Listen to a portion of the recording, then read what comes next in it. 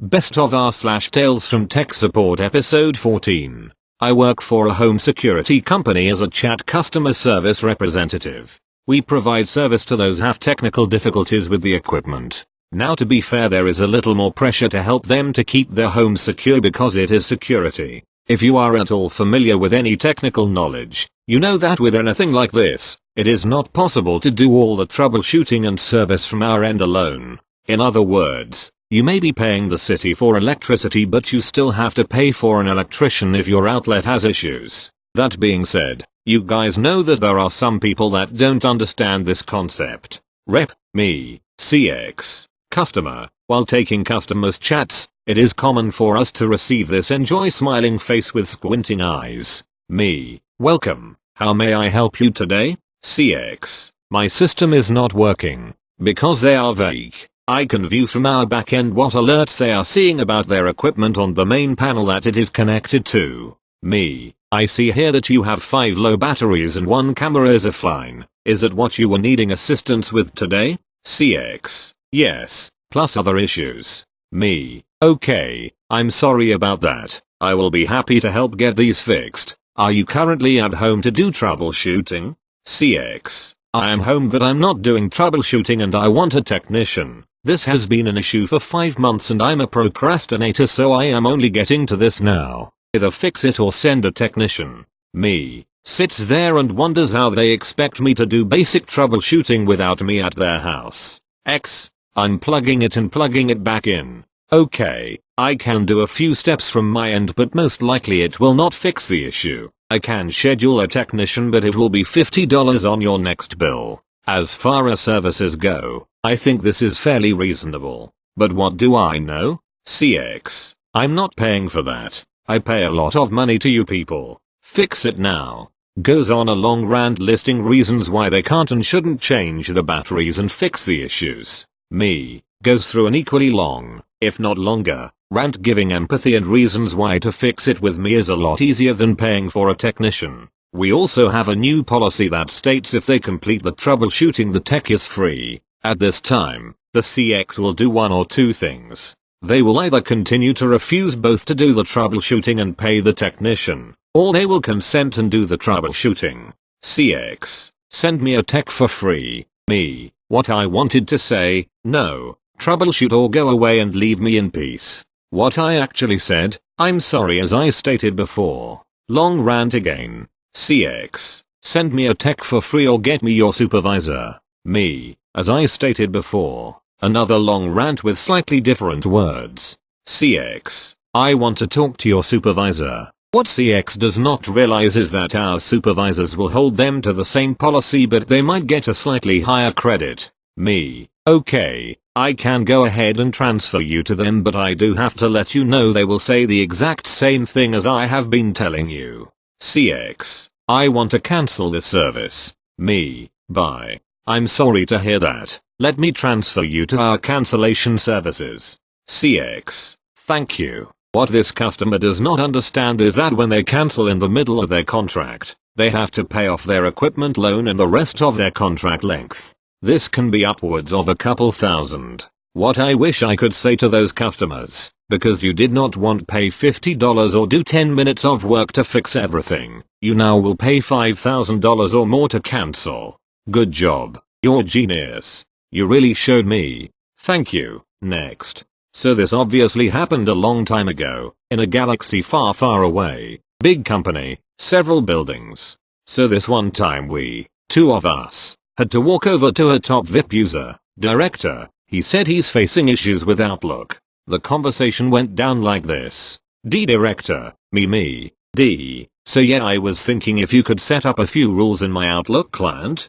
Me. Well, this isn't like a technical issue or anything, but sure, what do you have in mind? D. Well, I need this and this and this, and if the mail contains this then send it to him, or if the title is that specific text, do this. And we just stood there, not wanting to interrupt. Since this was his job basically, I was like, me. So basically you would like Outlook to take off some load, right? D. Yes, I could do almost everything this way. Me. I see. But one thing. Do you really want people to find out that your job can be scripted? They'll notice pretty soon. Grinding gears while D was thinking. D, you know what guys? It's all okay. I'll just go on as usual. Thank you. Gentle handshake and smiling on the way out, followed by a facepum. P.S. We got a ticket from him 2 times that iPad doesn't receive mails. Solution. If iPad stops beeping, check it. If the battery is empty, it was basically a mail notifier for him. All day, in a fixed position behind him on the shelf. TLDR. User wanted to work less or none. Had to say things out for him. Thank you. Next. So this happened yesterday. Unfortunately, keep in mind it's Thanksgiving, and I'm basically the last line of defense for those lucky enough to get to stay home with their families and have a holiday. $me. Standard dead inside greeting. $relatively innocent user. Hey, our second monitor isn't turning on. No lights, no messages on screen. $me. Okay, let's make sure all those cables are seated properly. Unplug and replug the power and then display cables. $relatively innocent user. The what?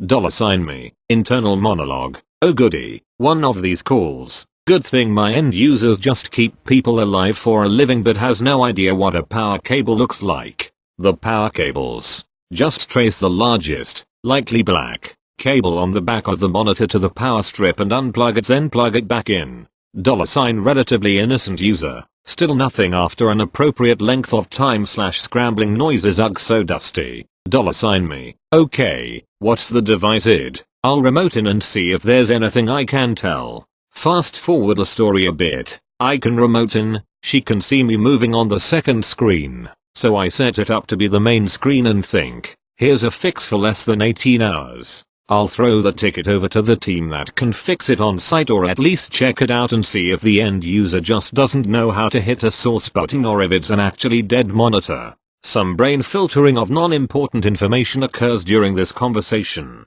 Do that. Not 5 minutes later. Ring ring ring banana phone. $me. Standard dead inside greeting. $this motherfucker. Hi, I'm Dr. $this motherfucker, and I need this monitor working. Cue my annoyance because a workaround is never good enough no matter how short a time and it's clearly a patient critical issue. Oh wait, no it's not. $me. Is this the so and so department PC? Computer id such and such? $this motherfucker. That's right. And I need this computer working. It's critical. I'm the head of long spiel of bullsh only $this motherfucker cares about. $me. My understanding is that you have a monitor working? I worked with $relatively innocent user to get one up and running. Is that not the case? $this motherfucker. One monitor is, but we need the other. It's critical to the entire city. $me. What? $this motherfucker. This monitor is critical for the whole city. I can deal with it until 11 tonight, but my replacement the king shove whateverville for all I was listening won't do it. He's the head of some BS. So you need to just bring me a new one. $me. You've got a working monitor though. The ticket is high priority. They'll be in first thing in the morning to replace / repair it. So, $this motherfucker. You have people on call don't you? $me. Theoretically, yes, but that's for life threaten. $this motherfucker. So just call them in and tell them to get me a new one. What's your name again? $me. me. $this motherfucker. And your boss? $me. boss. $this motherfucker. I expect a status call about it soon. Click. Now you get the name. I'm livid. It's a second monitor. You've got a working one. Just switch tabs UF. Not only are you an a-hole, but you somehow have a city critical device in a place that is privatized and not state funded. WTF ever. What does that even mean? I had to call someone in on Thanksgiving. I failed. On a dumb issue that our department had to cave into this tyrannical jerk. This is more anti than funny, but I mean this dude's job is to save lives and apparently he has to make statements like this monitor is important to the entire city. The tech I had to page in about it was super cool, and if I ever meet him I'll buy him whatever he wants, but the sound of his family in the background laughing and having a good time hurt a little bit, because I was the one calling him away from that. And to cap it all off, when the tech called me back to update me, all he had to do was reset the cables and turn the monitor on. then reset the display settings to show on both. But seriously, relatively innocent user lied to me of course, and didn't do the simple fix that would have saved calling this tech away from his family. Users, man. Sometimes this whole helping other people career sucks. Thank you. Next. Hello. Was reminded of this story by a comment on my last post. So I was working as a junior IT support technician at a company that did not use roaming profiles. So people were instructed to store everything on the server. They had linked drives to keep any files so they would be backed up. Obviously a lot of people save everything to the desktop. Had a finance manager start and was told to keep everything that she's working on either in her drive or if it is directly financial then work in the finance drive, as that is policy and the desktop is not backed up. Fast forward 1 month, she wants her computer moved under the desk and it was approved by my manager so I moved it. 1 week later she says her computer was not working. She had turned it upright instead of laying flat. It was a small form factor Optiplex. She had kicked it over while it was on HDD dead and starts saying it's okay, you can restore from my desktop backup. What was on there? I hope there was nothing important, as we do not back up your desktop as you have been told. Face turns white. She left and didn't come back, just walked out. Turns out she had been saving all the financial files to the desktop and none to the server, and some had to be submitted the next day so we could request payment, but without the files no invoices could be generated. She lost us a minimum of 200k. Thank you. Next. Hello, Talis from Tech Support.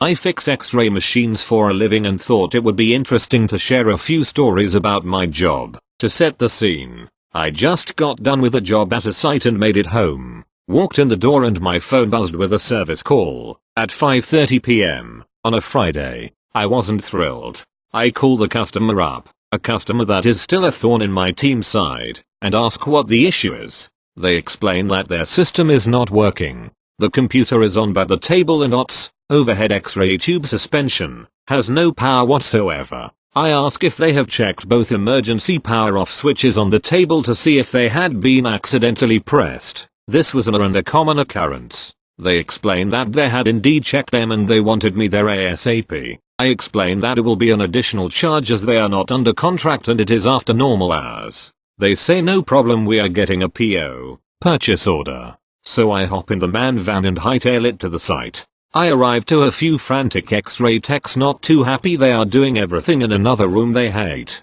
They want me to get it running now. Okay, let me look at it, I say. First thing I check is both EPOs that I mentioned above. One was pressed in, most likely from a bed hitting it. I pull it out and what do you know? It's now working perfectly. I grab my stuff, say you all are good to go, and mention the bill that will be coming shortly. Their response was we're in trouble. Total round trip was 5 hours of travel and the minimum 2 hours of labor. All for 10 seconds of work they could have done themselves if they just listened to me. Don't press the big red button and check it if your FA asks you to. I got a few more if folks are interested. Thank you. Next. When I worked tech support in retail, sales and repairs, I had an older lady bring in a Samsung Galaxy Ace and it went a bit like this. OL equals old lady, PM equals poor me. OL. Can you please fix this for me? It has photos of my grandchildren that I want to keep. PM. Sure, I can take a look. What seems to be the problem? OL. Well, it just won't turn on. I've plugged it in for 2 days and it's just dead. I even tried cleaning it. PM. Sorry, what do you mean by cleaning it? You mean you cleaned the charging port? OL. Oh no, I mean I washed it properly. PM. Wait a second. Washed? Like, by accident in the washing machine? OL. No, in the sink with water and soap. Cue me, unable to quite find the right words. PM. But why? It's electrical. OL. Well, I wasn't just going to bring it in here with toilet water on it. PM. OL. So can you make it work or at least save the photos? PM. I don't know how else to say this, but this phone is not waterproof and is now highly likely unusable. If you were signed into Google and had backup turned on, then your photos should be safe. Or if they were saved to a memory card in the phone. OL. Oh no, I'm not good with all of that technology stuff. My son always sorts it out. PM. Well, I am sorry my dear, but the best thing you can do now is take it home and put it in a tub with uncooked rice, then leave it somewhere warm to completely dry out. Then ask your son to check if it was backed up.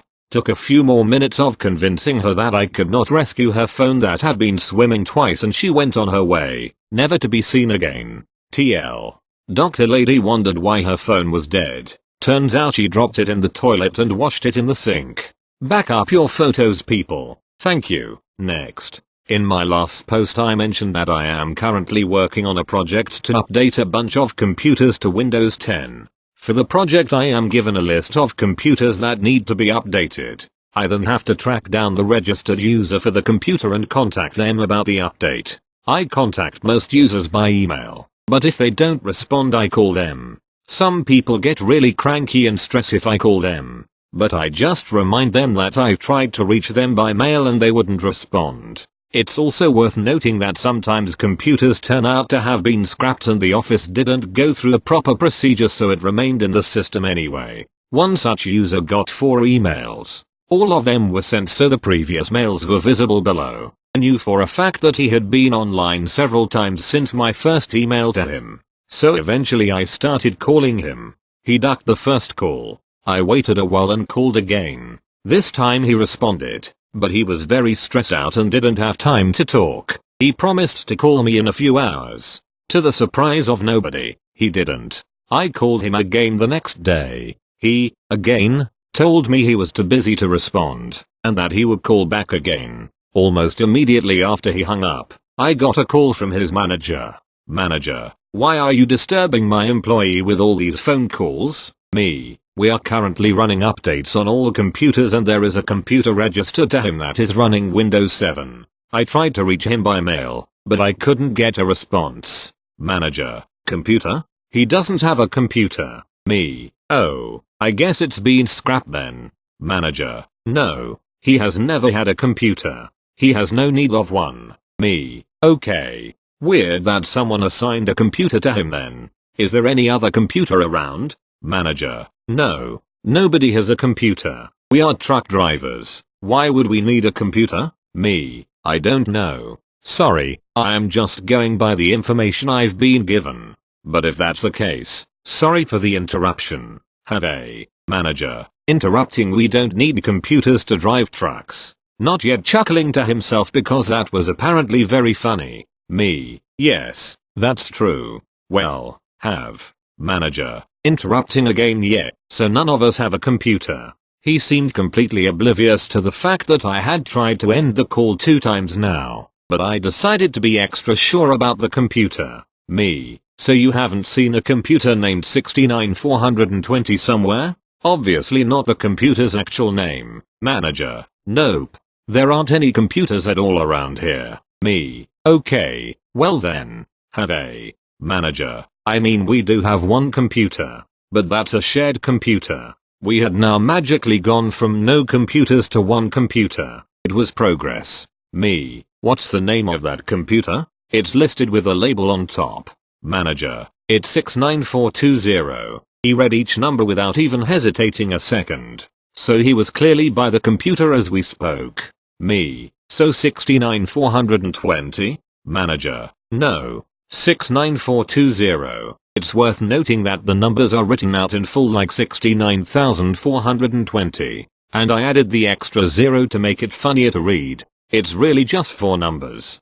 He seemed incapable of reading them any other way than by each individual number. Me, well, that's the computer we are looking for. Manager, but this isn't user's computer. Me, well, it's registered on him. Manager, but it belongs to the company. Obviously, you muppet. Why would the IT department be calling him about his private computer? Me, yes. But user is the registered user. It doesn't really mean much mostly, but someone needs to be the registered user. Manager, change it so the company is the registered user. Me, I can't do that. It needs to be an employee. Manager, calls out to user, hey, user. He says it's yours. Apparently you can take it home. More laughing at his own joke. I laugh at my own jokes too, so I can't really blame him. The difference is my jokes are actually funny, and there is actually a joke in them. Manager, yeah, so that needs to be changed. The company owns it. I really can't give a F at this point. Me, sure, whatever. Is anyone using it right now or can we run the app? Manager, it doesn't really make sense to say that anyone here owns it more. At this point I am full on sitting with my forehead on my desk in frustration. Me, can we update the computer? Manager, we need to change the owner status to the company. Me, yes. In order to do that we need to update it. Not really, I just couldn't be bothered to deal with this guy anymore. Manager, oh good, because everybody is using it, not just user. Fascinating. Me, can I run the update? Manager, sure. Fine finally.